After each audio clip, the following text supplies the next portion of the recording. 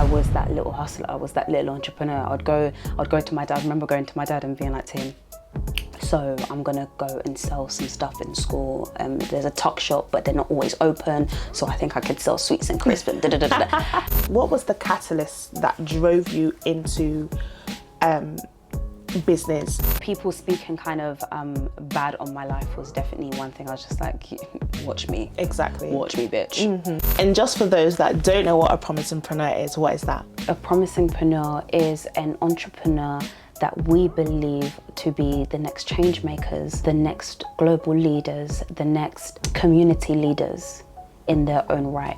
So the promisingpreneur, we are going to be the biggest female perspective, female-led business podcast across the UK, across Europe, and eventually, if we can be, across the world. Thank you in advance for listening, because it means that my confidence grows. Thank you for subscribing, because it means that I get to share more. And thank you for commenting, because it means that I get to listen to you. And thank you in advance for sharing, because that's confirmation that we inspired you to inspire others. I pray that you enjoyed this episode as much as we enjoyed creating it. This is the Promisingpreneur Podcast. I am Aahliyah Amerat, and right now I am here with Aahliyah Amerat. My name is Phylisia Rushà, and I am speaking with Aahliyah today, the host herself. Hello. Hello. This is the boss, okay? I'm a tad little bit nervous, but hey, we're gonna get into some conversation, and thank you for allowing me to interview you today. I mean, thank you for having me. How does it feel like being on the other side of the seat? I'll be honest, it's a bit weird. Yeah, It's a bit weird, but number one, I felt like you was definitely the person to do this, because the type of questions you ask me outside, like just in our daily lives, I just think, she's so intuitive. Why is she asking me this? But I definitely think that it's a good opportunity for you to harness your skills. Yeah. But also for me to be able to actually tell my story, because obviously everyone hears me speak in the position that you're in right now. Exactly. And I've had a lot of feedback to say, but what about your opinion, and what about you, and like, where have you kind of come from? Yeah.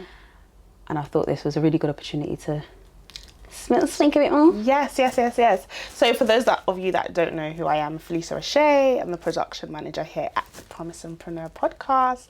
And let's just talk about, like, obviously how you met. So obviously we met, we've obviously discussed that already in another episode, but we've only known each other since May. Yeah, no, February. February. So the first thing I wanted to, like, basically ask is, like, for me, myself, like, I don't do new friends and all of that, but I'm learning to build new relationships. And those relationships, they don't have to become friendships, but they can be very intentional, like this. Like, if someone was to tell me that I would be, doing a podcast like 2 years ago, I'd be like, me? No. So let's just talk about, like, you, like, how are you with, like, relationships in terms of, like, you've only met me in February. We're here together doing something life-changing, something that's going to change all of our lives. How has relationships been for you? And I'm talking about, like, friendships, meeting people, and etc. That's actually a good question. Relationships for me are easy to come by, because I think naturally I'm a talkative, quite bubbly character. So I generally trust quite quickly. And the reason why I trust quite quickly is because, some people have this kind of guard up. When they meet somebody, they have this massive guard up, and you have to kind of break down their walls to be able to get to know them and to get to understand them. I'm the opposite of that. I'm extremely transparent and extremely open from the jump, and you have to show me that I can't trust you. I trust before I don't, right? And I think I'm like that because I believe that everybody's good before I believe that everybody is not good. And there are definitely times when I would get into a relationship with somebody and they would turn out and frankly just be a bitch. And I'm confident enough to be able to cut a relationship when I can see that it's not serving me or it's not serving you. There are definitely certain times, it could be my downfall, that I trust too quickly, and a lot of people have kind of said, well, no, you shouldn't kind of trust too quickly. Yeah. But I would rather see the good in the human than see the bad in the human first. Yeah. So when we met and you approached me with such like genuineness, like just authenticity, where I felt instantly connected to you, and there are a few people that I'll instantly connect to based on something we have in common, or something that we like, something, anything, right? Yeah. And until you give me that, oh, you're a bit sideways, there's something a little bit dubious, like, because I can see a lot of things. Like I'm vigilant. I am vigilant. I trust with my whole heart, and my trust back, like, I give a lot of chances, and until, that might be the tourist in me, I'm not sure.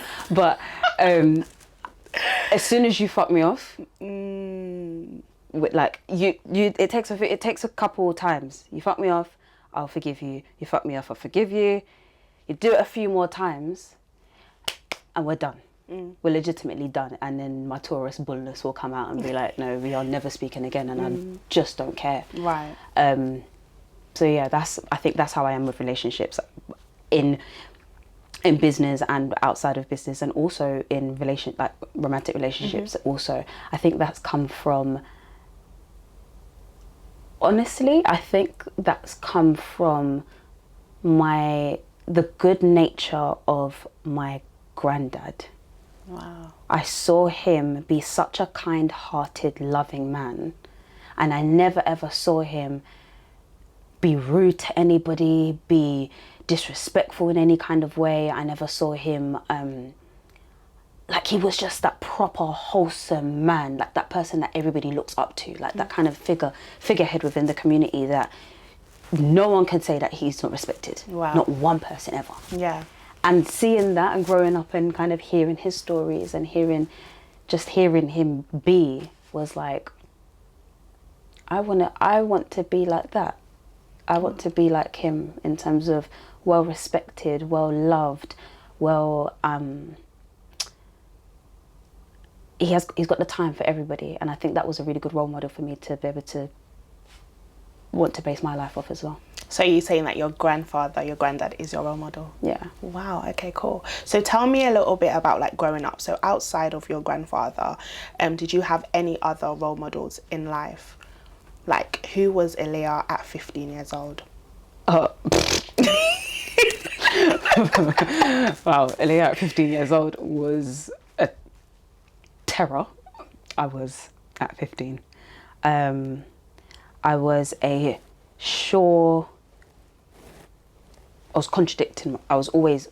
quite a contradictory kid, right? So I was always a sure, hard-headed confusion. And I say that because my background, my upbringing was, I kind of mentioned this in the first podcast, but I had two very different backgrounds, two very different ways of living, two very different ways of, everything was different, right? From my culture to my economic background, my religion, my skin color, my behaviors, like everything was polar opposite. Wow.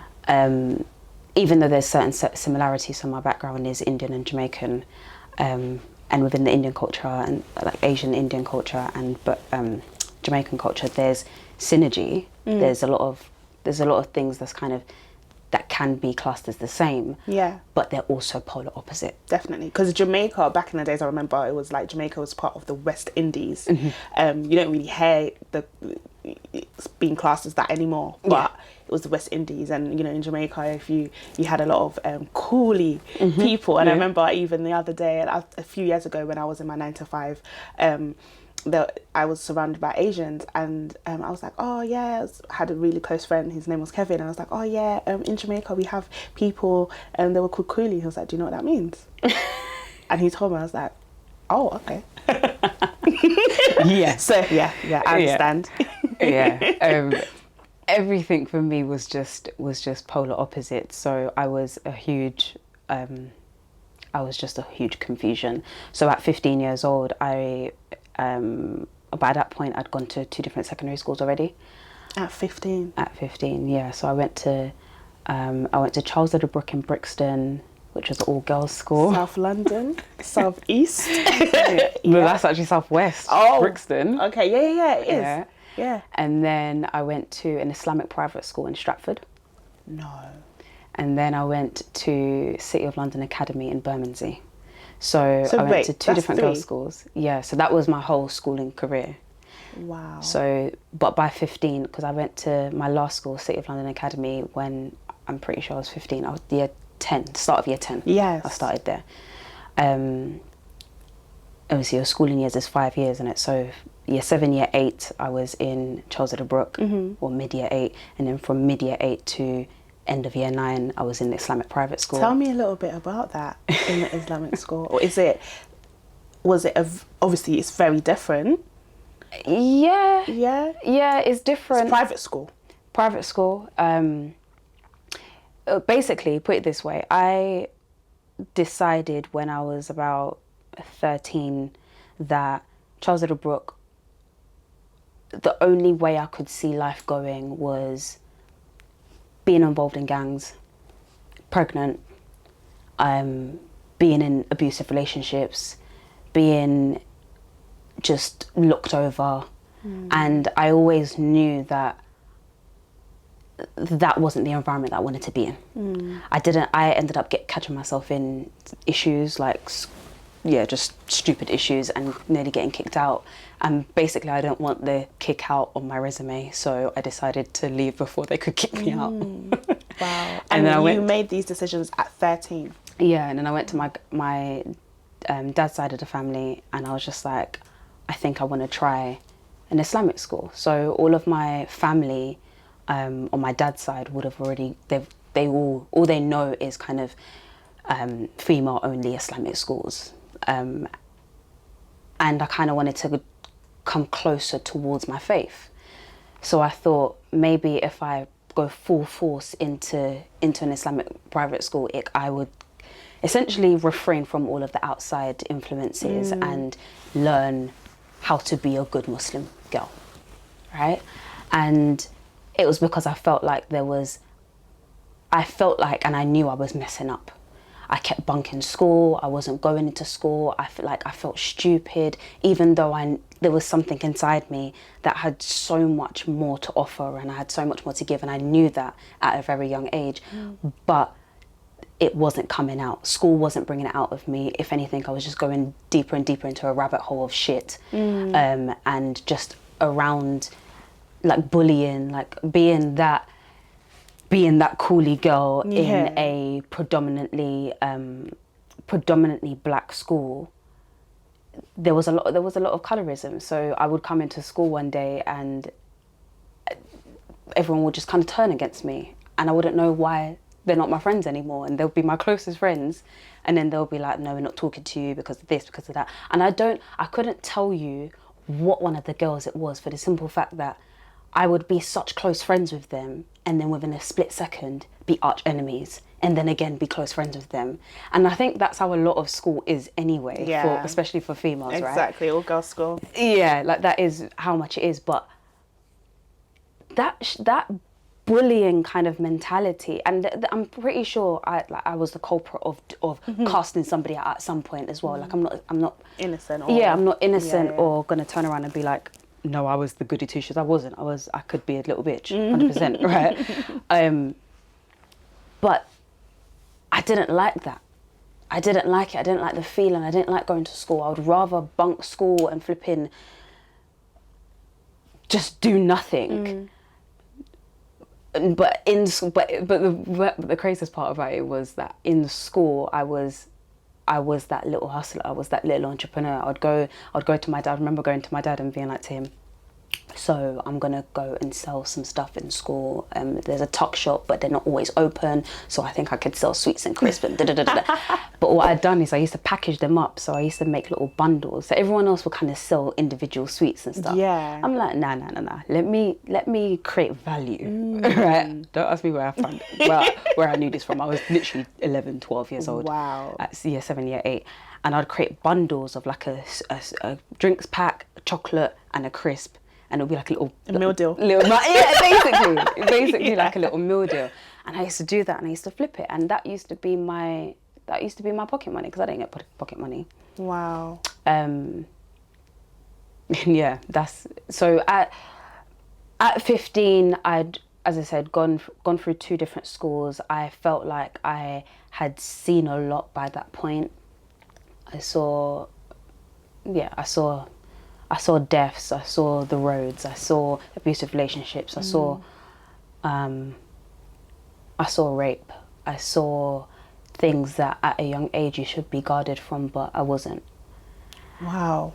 So seeing those things made me realise at 15, once I went to my last secondary school, City of London Academy, I was just like the same niggly like things would happen in terms of friends turning on you and things like that. Yeah. But I was a massive individualist. I was kind of just like, I'm doing my own thing. If I want to chat to this set of people today, I'm chatting to them. If I want to chat to them, then the next day I'm chatting to them. I was never in one place. I was always just talking to everybody. And and then like obviously that was my first school where there was guys, right? So it was a bit of a different experience having kind of guys always there, and then like you get this kind of feeling of wanting to show off, but then you're like, no, fuck all of that. Like, and also I was very strict when it came to like, I would have boyfriends, but I wouldn't have sex.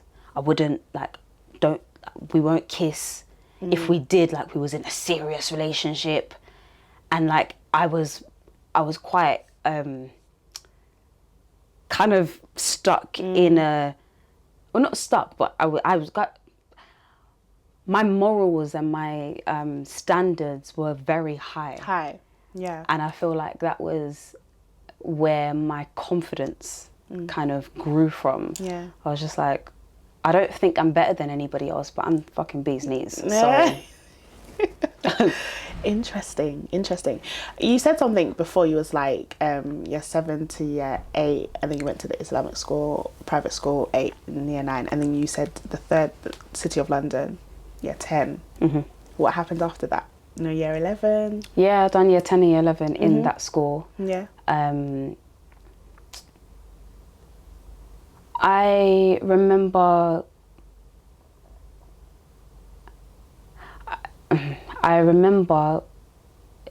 So I like education, but I hate school.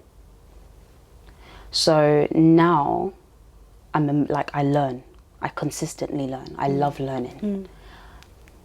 And now in hindsight, I think back to myself, well, why did I hate school as much as I did? Like when I was in like GCSE time, I flunked every single GCSE. Like even the easiest GCSE, drama, that I was quite good at, or art or whatever, just done shit in all of it.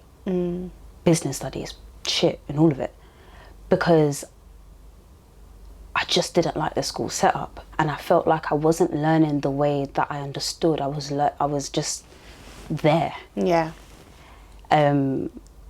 So in some sense, my whole schooling period was a bit of a blur to me.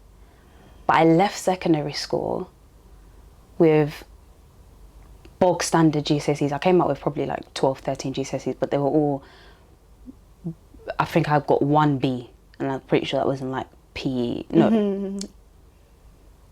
Okay, no, I got a distinction in my PE. Anything that was BTEC, so distinction in my BE, PE, and distinction in ICT. Okay. A B in ICT. Is that work out to be a B? Okay, it makes sense. No, a distinction is an A. But it makes sense now. ICT and what we're doing today, and what you want stuff. The tech and stuff, and stuff like that. Okay, cool. So I know that after you finished school, like you ran straight into business. Yeah. Tell me about that.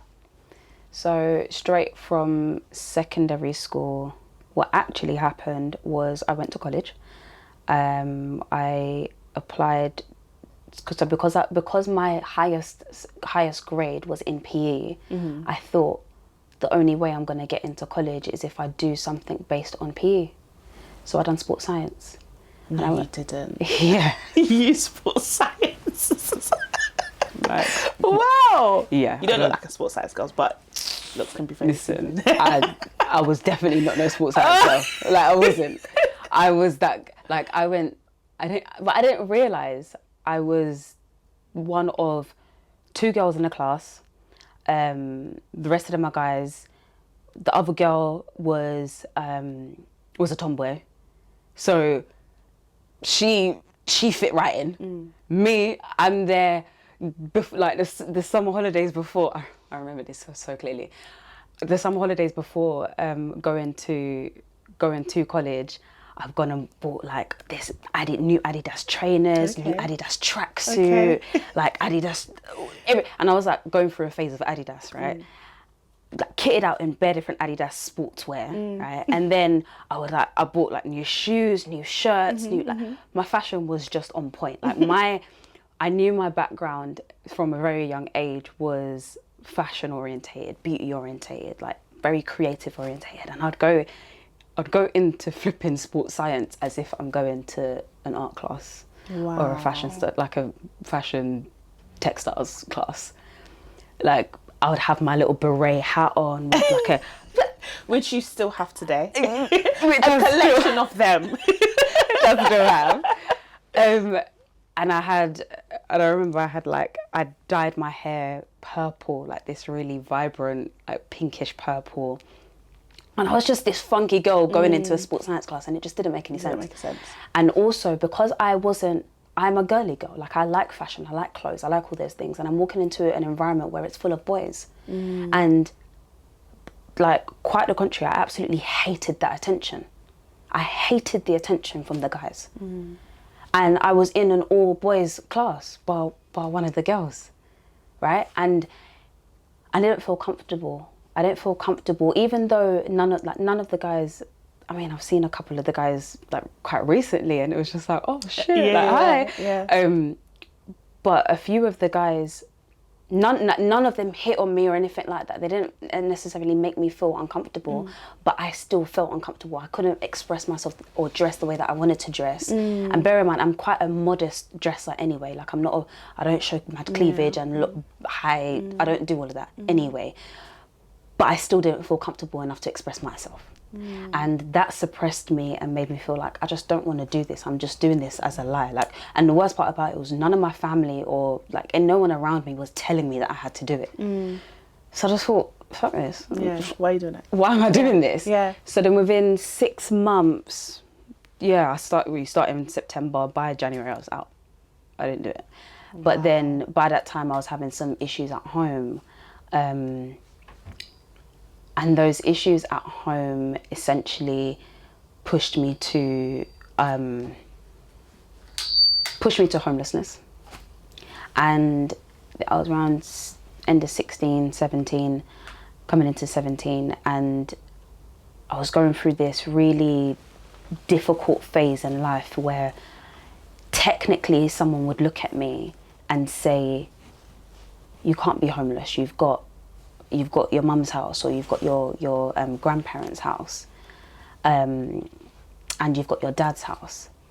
But what people kind of failed to understand or realise is I never felt at home in any of those places. So you had houses but you didn't have a home? And that is exactly what I used to always say.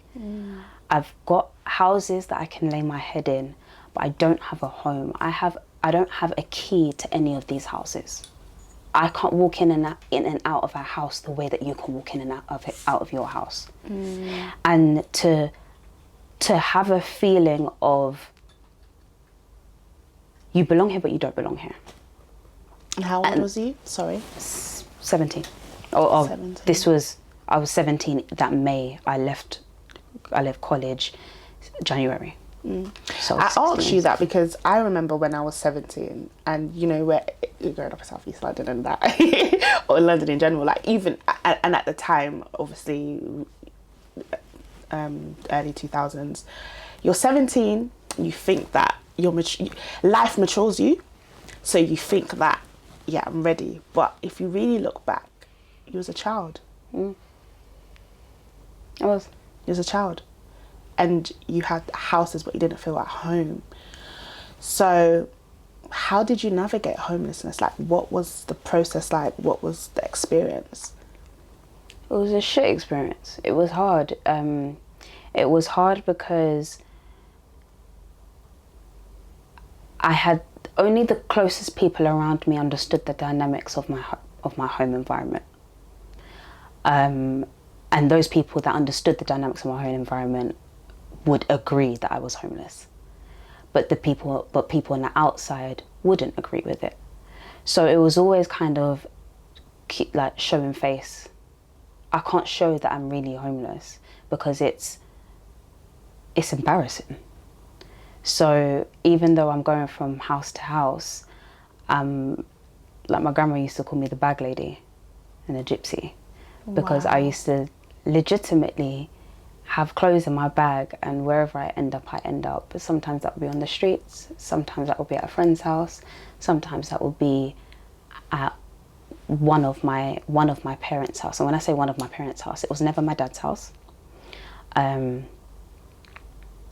I'm saying all of this not because my mum or my dad were bad parents. They'd done the best that they could, right? But what I needed at that time was very different, because not one of them have navigated a half breed of anything, right?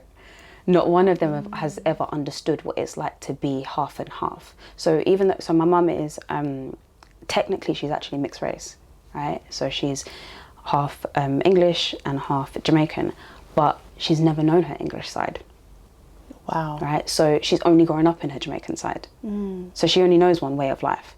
My dad, Indian. He only knows that Indian way of life, like Asian, Indian, Burmese, Asian, yeah. But to be both and to have to deal with both, not one of them has experienced that, so they're not going to know how to navigate or advise me or tell me where I should sit in that spectrum, right? So, I would have an argument with my mum, and there would be like obviously two females, like, do you know what I mean? Two females having arguments is already one thing in itself, and then mothers and daughters are just never they're never quite a plain sailing relationship anyway. So yeah, the situation between me and my mum was, well, we would argue and then I would leave. And I couldn't go to my dad's house because my dad was married and he had other kids. So I never went to my dad's house, ever. You didn't want to, or you couldn't? I didn't feel at home. I did.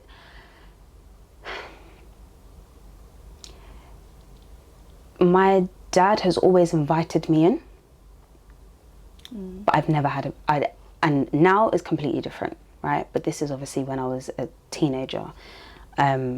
He always invited me in, but I never had a place. So it was a case of, Aahliyah, the door's always open for you. But I have to be the one at 13, 14, 15, 16, 17, 18 to call him and say, I'm coming over. It was never a case of he'll pick up the phone and be like, are you coming over today? And as a child, as much as he's given me the autonomy which he thought that I wanted, it wasn't a come home, welcome. Exactly. And then it was a case of there's my three other young siblings, beautiful young people. They're growing up at the time. I've got a stepmom, beautiful woman, but at the time, my stepmom was my stepmom, right? You know what that is.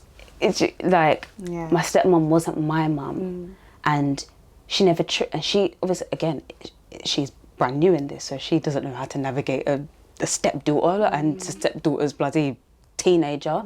These times she's only, I don't know, like 30 odd years old, so essentially she's still quite a young person, right? Don't quote me on the ages, I don't actually know. But she was essentially still a young person, still navigating her way through a new marriage and 3 young kids. Yeah.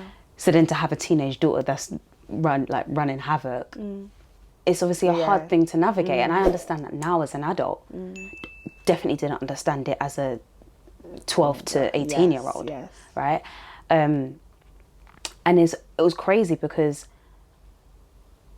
as I said, my dad thought he was giving me the autonomy to do what I wanted to do, but all I wanted at the time was for a dad to be a dad and say, no, come home, or come round. And I'll be honest with you, it fucked me up. And I could say up until, I don't know if I've 100% even healed from that whole situation. Not because me and my dad haven't spoken, we have, and we've had such in-depth conversations, and our relationship is brilliant now, but I still felt like an outcast. So I felt like an outcast in every single dynamic and everywhere I kind of went. School, family. So then it was like, so I grew up mainly with my grandparents. My dad had bought a house, and then he was already married, had the 3 other kids, and it would be little things like you've got a 4.5 bedroom house, like 5-bedroom house, and you've got your room, the 3 kids have their room, and the other room's an office. But you've got 4 kids. So that in itself was, even though I'm inviting you to come, there's no this space is this is not your home. Yeah.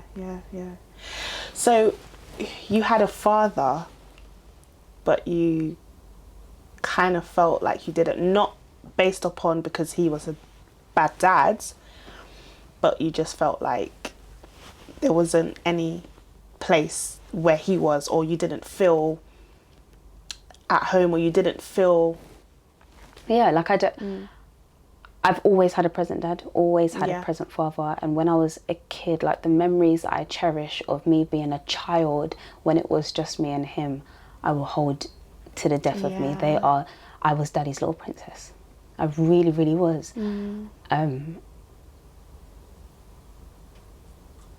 But then obviously everybody has to live their life, and I understand that he needed to get married and have his happiness and do what he needed to do. I was just really young to understand any of that. And because I didn't understand it, essentially, I longed for having family for myself. I came out of school and secondary school and college and all that kind of stuff, and when I was homeless, instead of me saying, oh, actually I can just go to my dad's, I didn't feel like I could go to my dad's, because where was I going to sleep? On the sofa? Yeah, on the sofa. I couldn't go to my mum's house because when we had our issues and my mum got rid, it was a 2-bedroom flat, right? I've got a younger sister on my mum's side as well, so there's 3 of us in the house. When the 2nd bedroom, when we changed it from having a bunk bed so me and my sister can be in the room, it then turned into my sister's room. Wow. So it was like, where was I sleeping when I went to my mum's? On the sofa. And then I'll go to my grandparents, and I had a room in my grandparents' house. That's where I had my room, right? And I could do what I wanted to the room, and my clothes and stuff were in there. However, I never had a key to my grandparents' house. So it's only if they let me in, I'll be able to go in. And they let me in all the time. Of course. They let me in all the time. However, the type of person that I am very, I personally think that I'm quite a considerate person, right? So when I go out, so as a teenager at 17, 18 years old, I'm going out now, right? I'm going to a little party here and there. I'll go to a party and it might be 1, 2 o'clock in the morning, maybe 3 o'clock in the morning. I would rather sleep on the side of the road than knock on the door and wake up my grandparents. I understand that. So that's the life that I lived when I said that I didn't have a home. up until now, I wouldn't get a key to my grandparents' house, and I don't like that is a whole conversation happened probably 20 million times. And I used to get really angry and really upset because I was like, I don't have a home. I just want a home. And so then anyway, all of that happened. I navigated homelessness by just literally being the bag lady and chopping from house to house, and then I ended up in a relationship, and then I stayed with my partner, my ex-partner at the time. Stayed with him. And then even like that whole family embraced me as if I was their own, because obviously we were both quite young in a relationship, but we was in a serious relationship. And that I felt a sense of family when I was with this boy. And that's where I felt home. Which I mean could have been, and maybe in hindsight, why I was kind of there for so long, even though like during that relationship I ended up If you're enjoying this podcast so far, this is only going to annoy you if you're a hater. Click subscribe, click follow, and drop a quick comment. And if you've done all of those already, then send me a 5-star review, because honestly, it's the only way we survive on the internet. Thank you. I'll be honest with you, that was my determining factor of me getting myself out of poverty, getting myself out of a position where I was dependent on somebody else to give me a home. I was sturdy in my mission in getting myself a home. So I'd never feel the feeling of not being at home and not having a key and having to sleep on someone's sofa or having to sleep in my car. So the first step of my independence was learning how to drive. So then I got a car. So the times that I felt like I didn't have nowhere to go, I slept in my car. Wow. And that happened for a good few years. It happened for a good few years, I think until about 19.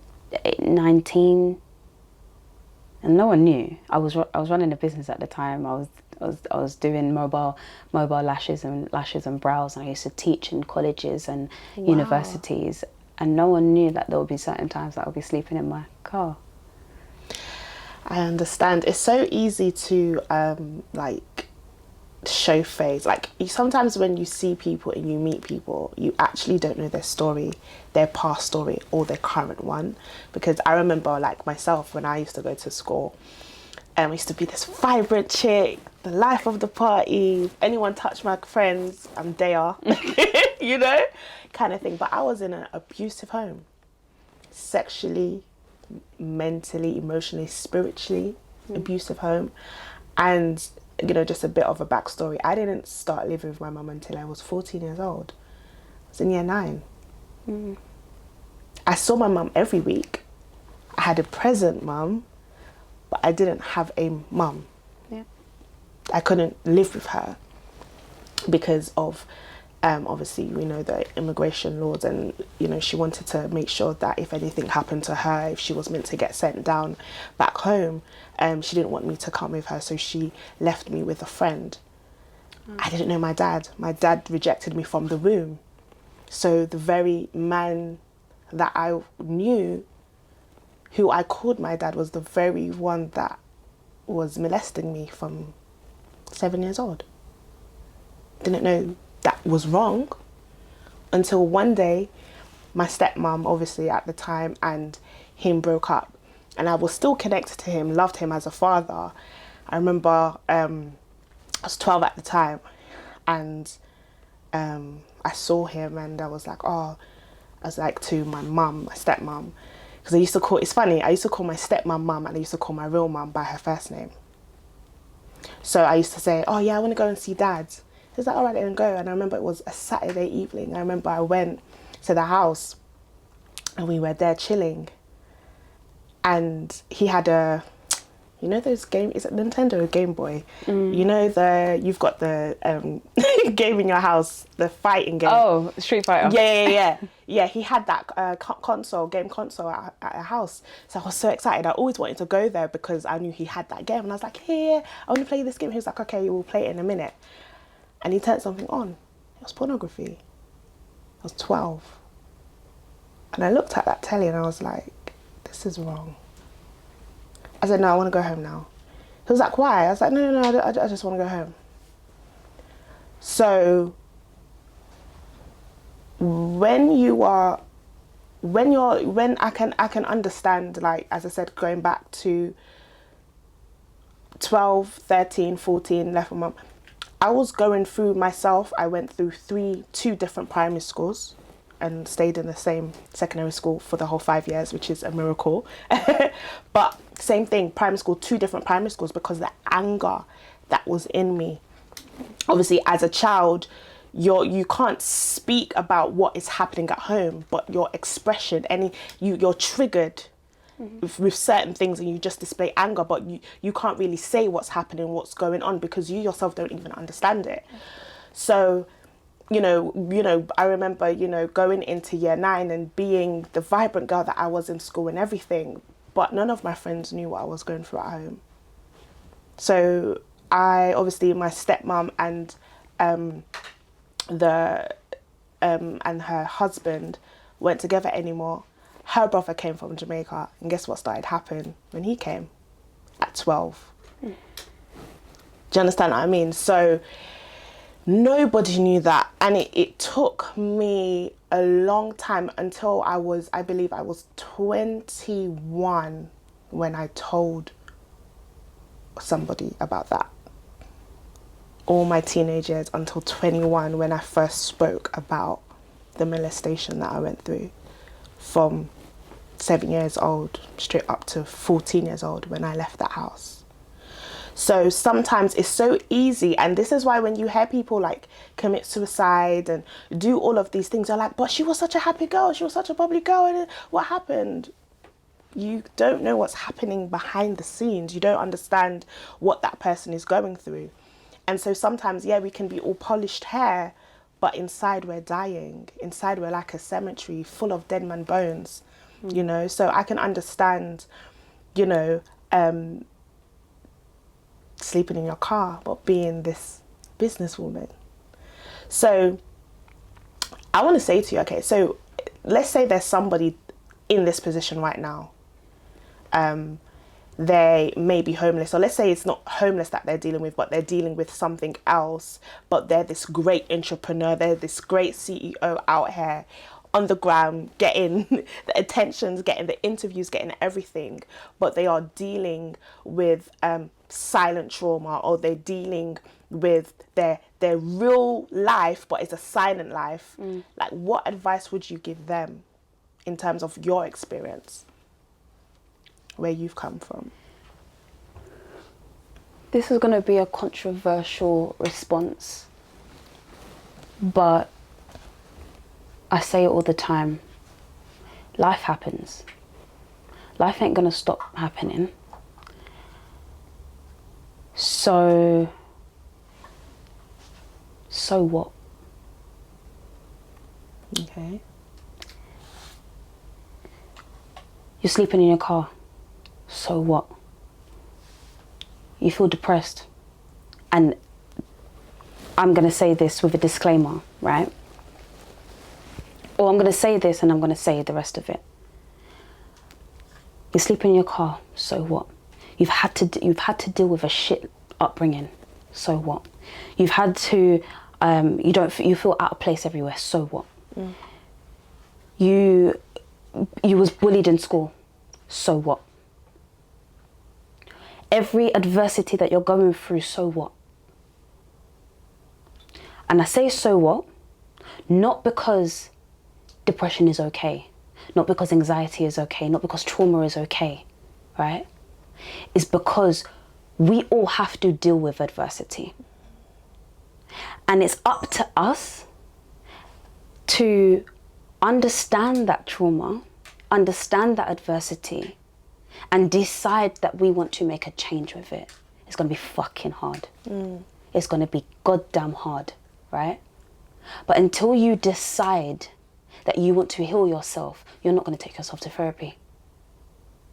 Until you decide that you want to heal yourself, you're not going to take the first step that you need to take yourself out of the situation that you're currently in. Until you decide that being homeless right now or sleeping in my car right now is tough, but you have no other choice right now. until you decide that that's not the life that you want to live anymore, you're going to keep sleeping in your car. So I say, so what to the situations that you're going through, not to brush them under the carpet, but because if you keep wallowing in that pity of the adversity, you're not going to take the next step to take yourself out of the adversity. And unfortunately, there is no one coming to your rescue. There is no one coming to your rescue. You have to be the person to say, I can't do this anymore. I can't be in this position anymore. I have to deal with the fact that I've been through molestation. Yes, it's happened. Yes, I've watched rape. Yes, that's traumatized me. But I have to self-therapize if I can't afford therapy. Go to the NHS and ask for help. Yeah. Go and speak to somebody and ask for support. And yes, there's going to be people that you're going to feel a certain type of, but I can't speak to anybody about it. No one's going to understand. No one's going to be able to help me. Yeah, there's going to be quite a few people that's not going to be able to help you. But just you being able to express yourself to that one person, even if they're a fucking stranger, a complete stranger, just being able to speak about what you have gone through or what you are dealing with could be the first step into you being able to speak to the correct person, right? And that, my biggest thing is, you cannot stay silent. Come on, I love that. You cannot stay silent. You can't. You have to speak up, because ain't no one gonna come to your rescue if they don't know that you need rescuing.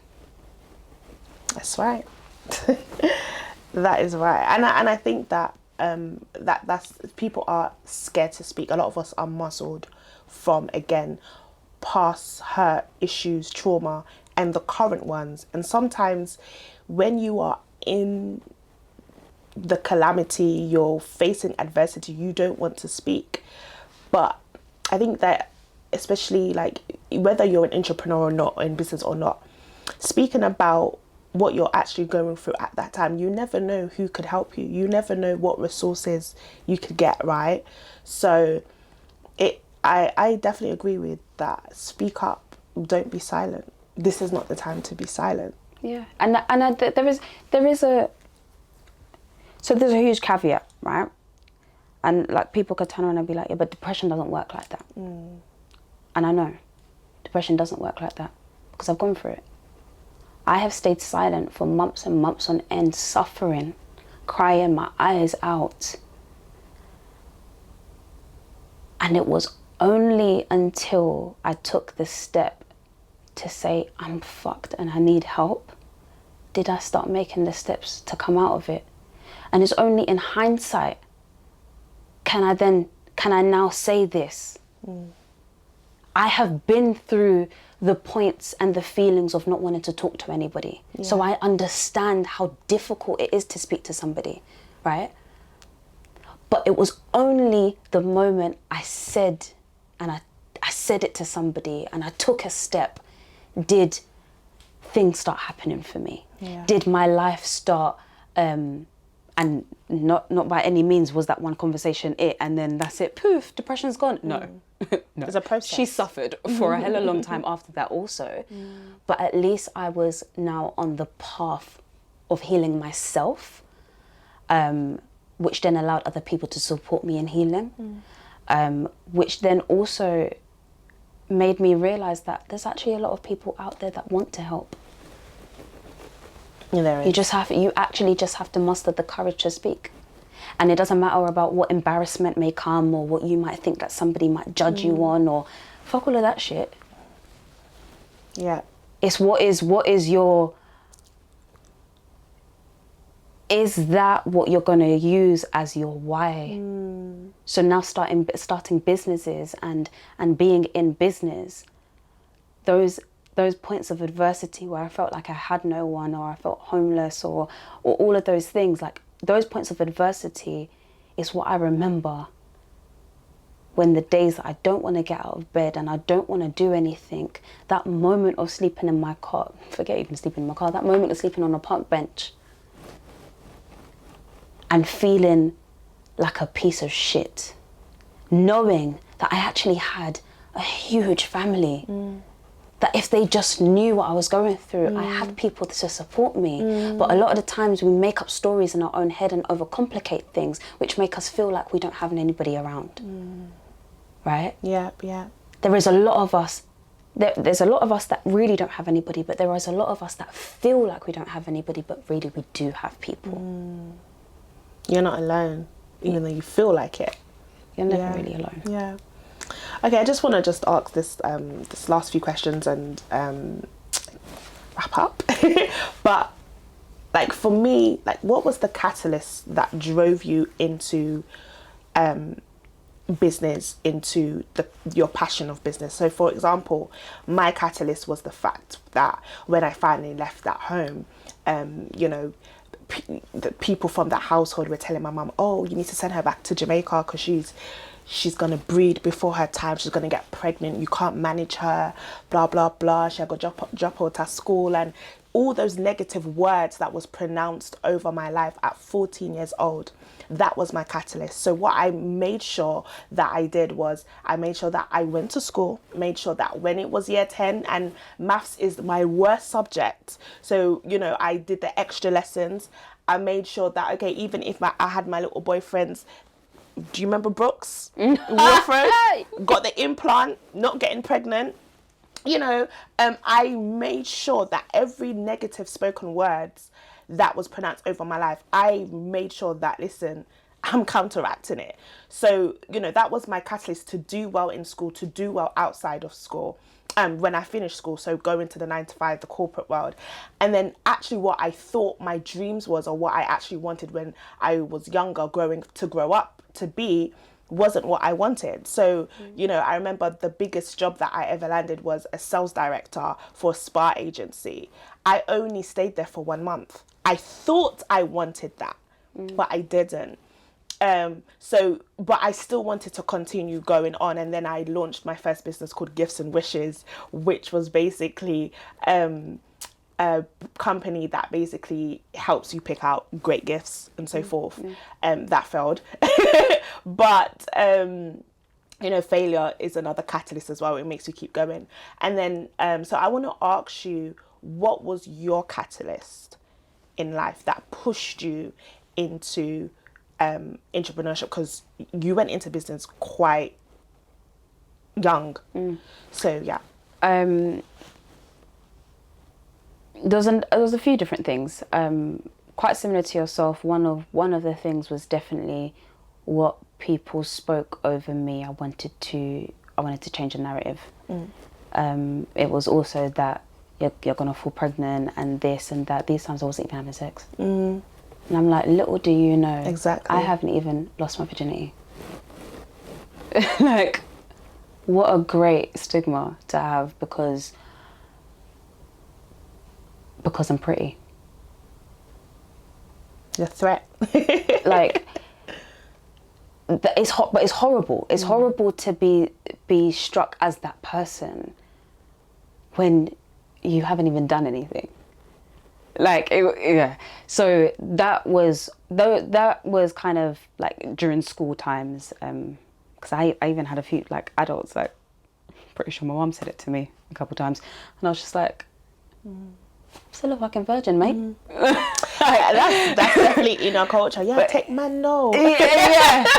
Because you got one little idiot boyfriend, and you're staying out a couple of hours too late. Like.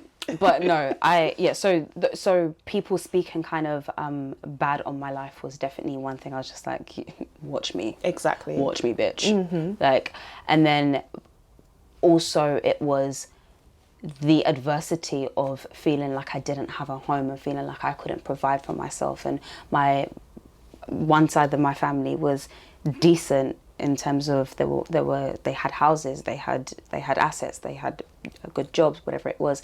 And then another side of my family had to deal with poverty and redundancies and depression and anxiety, and I saw that life and I was like, that's not the life that I'm going to live. I'm not going to live that life in any which way. So what do I need to do to not do that? And I felt I learn a lot from people's mistakes. That's why I like learning and hearing other people's kind of journeys, which is what I love doing on this podcast as well, is I listen to other people's situations and I create a way for me to not have to go through the same situation. And I've actually always been able to steer away from, if I've heard somebody go through something and seen their journey and it hasn't been good, I've actually completely steered away and never had to deal with that issue. Right. So the difference of, so that was that. And then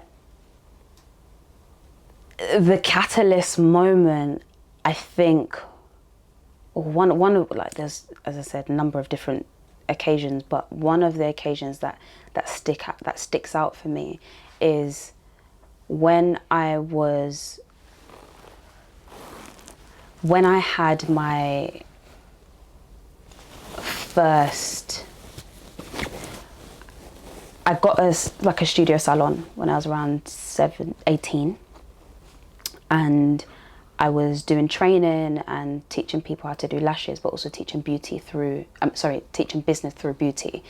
And that business all came about because in my teenage years, I watched Princess Diaries. I remember that. Yeah, Princess Diaries. Princess Diaries. And Princess Diaries, for me, this goes back to me saying that I learned through watching other people, right? So I learn a lot through watching films, watching videos, whatever it may be. And I watched Princess Diaries, and there were so in Princess Diaries, you've got this massive school, and it's called a finishing school, and girls would go to this finishing school in their summer breaks, and they will learn things like etiquette, things like how to dress, things like how to communicate, things like how to be a lady. And I thought to myself, why don't I have that? Why can't I learn how to use a knife and fork? Come on. Properly. Yes. And it fascinated me. And from that point onwards, I noticed that school never taught that. Not just etiquette, but just because what finishing school does, a finishing school starts you up for life. For life, right. So it's life skills. It's not etiquette skills, it's life skills. It's how to communicate, it's how to shake someone's hand properly, it's how to dress in particular occasions, it's how to understand context, it's basic fucking human skills. Why is that? Why do I not know how to do these things? Or why is it not that there's school? Why is school not teaching these things? And then I realized that it is taught. You just have to pay to go to those kind of schools. Come on. And then I looked at it. I looked at how much a finishing school cost. And I was like, shit. I can't even muster up 50 quid. How am I mustering up 50,000? My God. For a term, or 10,000 for each term, right? So I realized that a finishing school is actually privileged information. And that privilege, it's not for everyone, because everyone can't afford it. So it's definitely not for anybody that's come from my backgrounds. Even the little piece of money that my dad's side of the family had, it still wasn't enough to take me to those kinds of places. Right? And it sparked my interest and my desire to be able to teach that. So I decided, I looked into exactly what a finishing school was. I looked into all the courses in it. I even called up a few. I was at 16, 17 years old at this point, right? And I was like, I want to be able to create a finishing school for disadvantaged young people. How do I do that? Obviously, completely underqualified. I don't bloody know how to use a knife and fork either, right? But I knew that that was the information that I wanted to learn. Yeah. I knew that that was information that propelled this set of people to a life that none of us have access to. Exactly. And I was like, shit, okay, wow. We need to somehow teach this information to young people. But what I also understood is that we were so, as disadvantaged young people, we were so far removed from social norms and etiquettes, right? It was too far of a leap, too far of a jump to just create a finishing school and expect disadvantaged young people to even care about coming. Right. So I had to somehow intertwine that learning into something that they understood, because I knew that when I went to secondary school, I was learning things that I didn't care about. Like, I didn't understand, and it wasn't relevant to me, right? So I needed to work out a way to get through to someone like myself, but teach them information that they need. That this is information, like this privileged information is actually information that you need to navigate your way through life with the least amount of obstacles. Yeah. Right? Because you can turn around and say, because I had this conversation with a few different people. People would turn around and be like, I don't want to change the way that I dress, or I don't want to change the way that I am, because that's who I am. I'm not going to conform to society just to fit in. Yeah. And it's not about conforming to society. It's about understanding what society understands and being able to manipulate that for your own benefit. Exactly. Oh, I love that. You're going to have one. We need it. So my biggest mission in life is to create that. Nice. And there is a number of ways that a finishing school can come into place, and I would love to be able to have the physical form and like the traditional finishing school, but full of Black and Asian young people, full of bad breed kids that seem to have no way in life. Come on. But we change it up. Yes. We change it up. We change up their narrative and change up the trajectory of their whole existence, right? But the way that I understand that that's a massive undertaking, right? There's a lot to do, and it's going to cost a lot of money, because disadvantaged young people can't afford it, right? So it's not about the money. So that means I need to make the money in commercial terms to be able to then put that money into a finisher school that allows these young people to gain this information and this knowledge for free, right? But also teaching them the value of hard work, teaching them the value of non-judgment, teaching them certain values of life, right? Certain philosophies of life that is just going to better equip them for when they have to deal with adversities, because you're not going to get away from the adversity no matter how privileged you are. Exactly. Right? No privileged person with a silver spoon hasn't had to deal with death, or hasn't had to deal with rape and molestation or drugs, or privileged people still have to deal with this shit, right? Deal with life in general. But what they have is the money to go to rehab and therapy a lot quicker. Yes. Right? Yes. So then they're able to overcome that adversity that bit quicker than we are. So in some way, shape or form, Creataland, building the Promisingpreneur and building Creataland is a finishing school. It's a finishing school in its own right. I'm just focusing on creatives and creative entrepreneurs and creative people only because it's a path of least resistance, because I have access to creative people, and I'm also a creative myself, right? So I understand the way a creative mind works. So it's a path of least resistance, not saying that an intellectual mind or an analytical mind or any other young person isn't for this education. They 100% are. But in business, you have to understand that you have to start with a niche and build outwards and kind of go narrow, really, really thin, narrow down, and then broaden the scope later on, as opposed to starting off wide, because essentially you starting off wide and trying to reach every single last person, you end up reaching no one. Exactly. So we are starting with supporting creatives and being able to see the difference in a creative person's or a creative young person's life, and essentially use the things that I've learned and use the knowledge and the skills of communicating with the people that I believe, because as a creative, there's a lot of introverts and they don't know how to communicate, or they feel really nervous when communicating. So teaching somebody that is essentially an introvert how to communicate effectively and assertively without feeling too uncomfortable, and kind of training that, then I'm basically starting with the hardest set of people to make the biggest change. I love that. And that's that. Oh, I love it.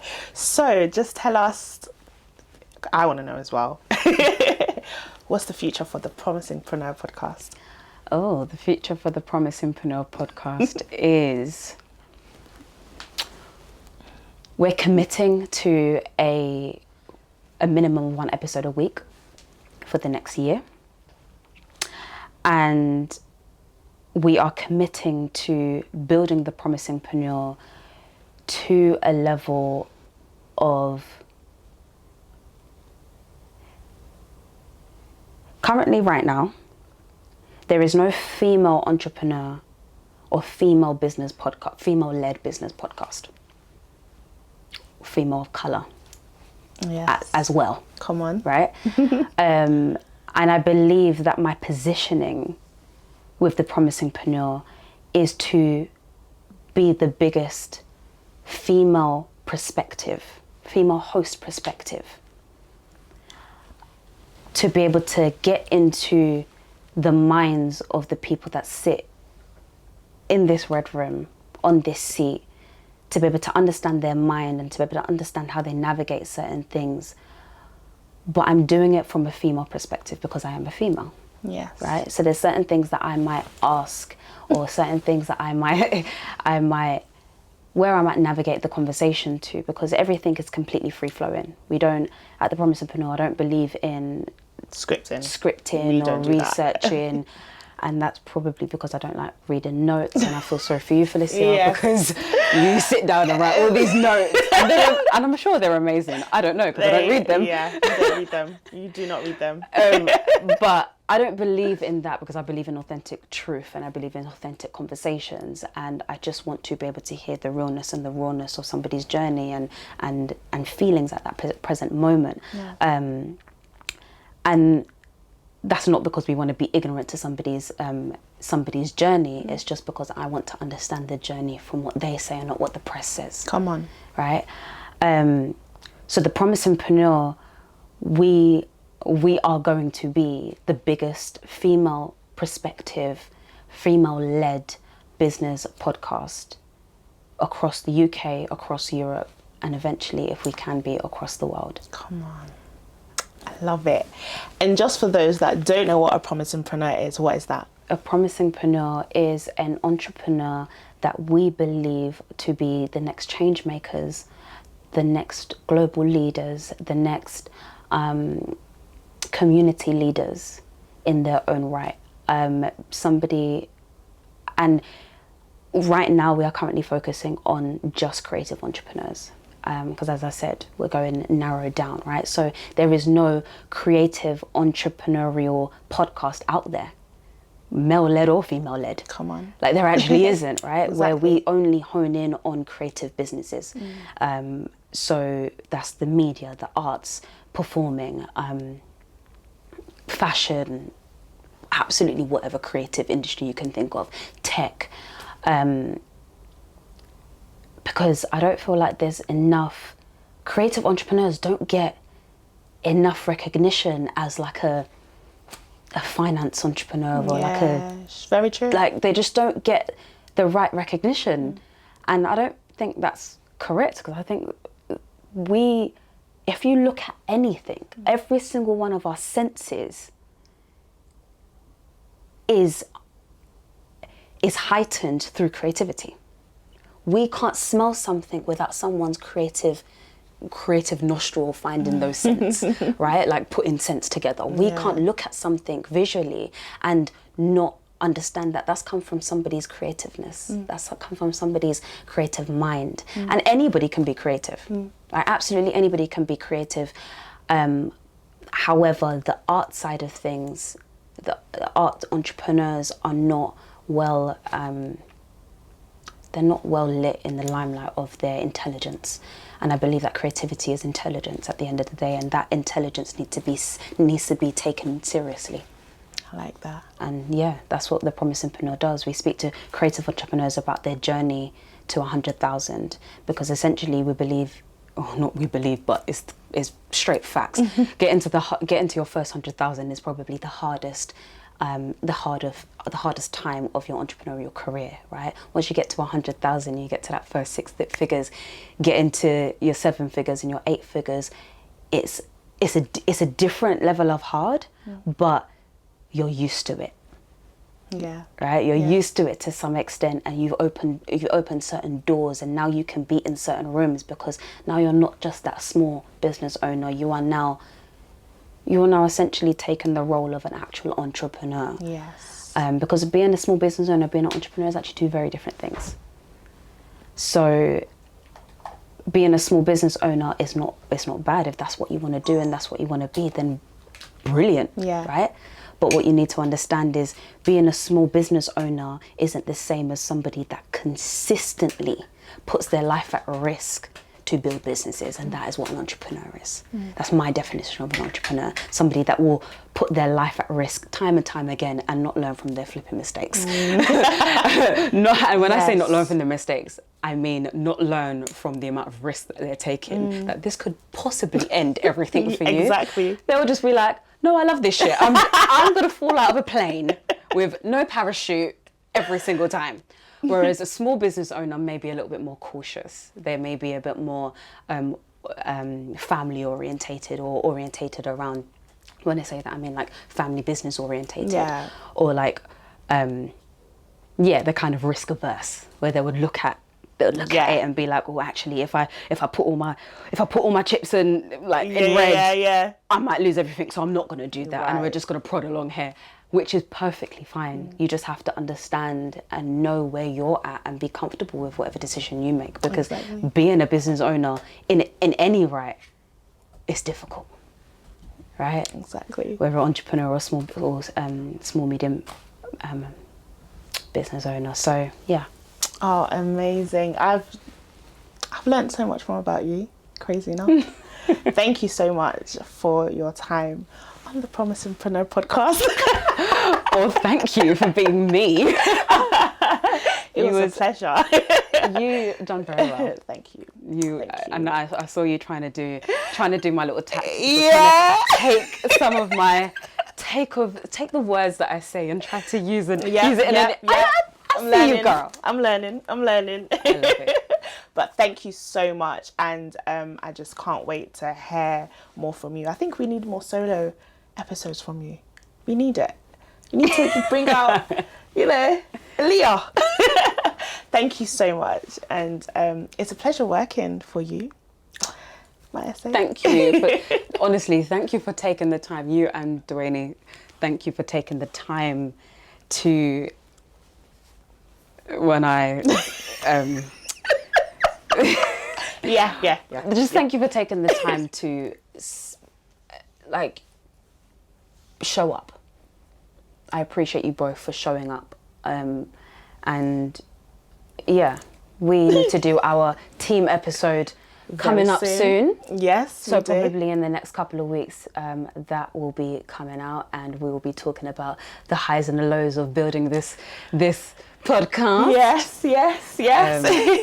So yeah, that everyone can see the progress that we've made, and I'm really, really proud of the progress that we have made, and it's only up from here. Yes, all the way up. Thank you. Thank you. You was just listening to the Promisingpreneur Podcast. I am Aahliyah Amerat, and thank you so much for listening all the way through. Don't forget to click subscribe and share to at least one person, because that's the only thing that's going to fuel us to carry on.